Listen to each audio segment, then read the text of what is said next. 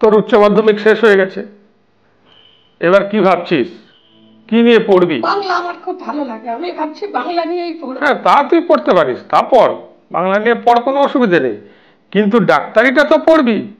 না বাবা, আমি বাংলায় পড়বো। হ্যাঁ, সে তো তুই বলবি, সে তো তুই বলবি। তুই তো জানিস না, তুই যখন ছোট ছিলিস,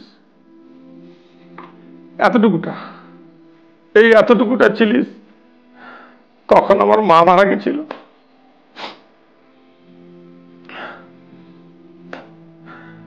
চিকিৎসা না পেয়ে, চিকিৎসা না পেয়ে আমার মা মারা গেছিল। অনেক চেষ্টা করেছি, অনেক চেষ্টা করেও আমি মাকে বাঁচাতে পারিনি রে, মাকে আমি বাঁচাতে পারিনি। অনেক টাকা খরচ করেছি।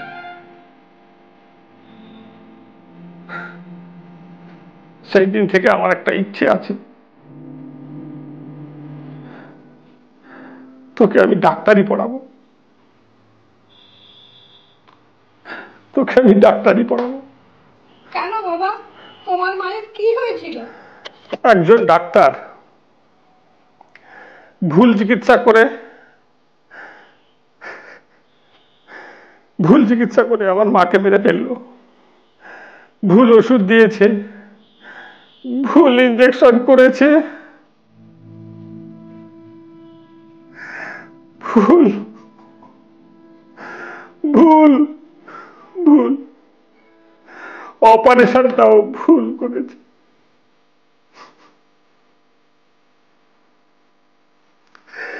পরে জানলাম, মারে,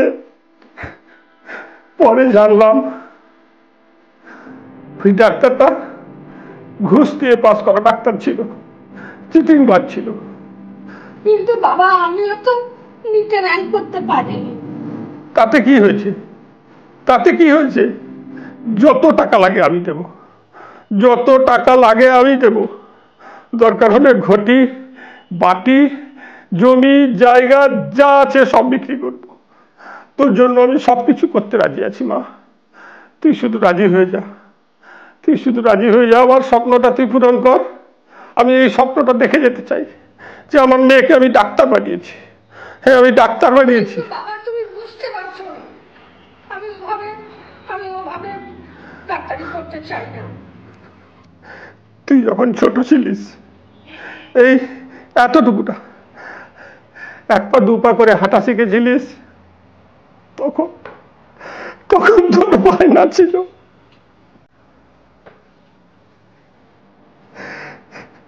স্টেথো, স্টেথো তোর বায়না ছিল রে মা। সেই স্টেথো দিয়ে তুই আমার চিকিৎসা করতিস। বাবা, তুমি বোঝার চেষ্টা করো প্লিজ। তোর খেলনা কেনার সময় একটাই বায়না ছিল, বাবা আমার পুরনো স্টেথোটা ভেঙে গেছে, তুই রাজি হয়ে যা মা।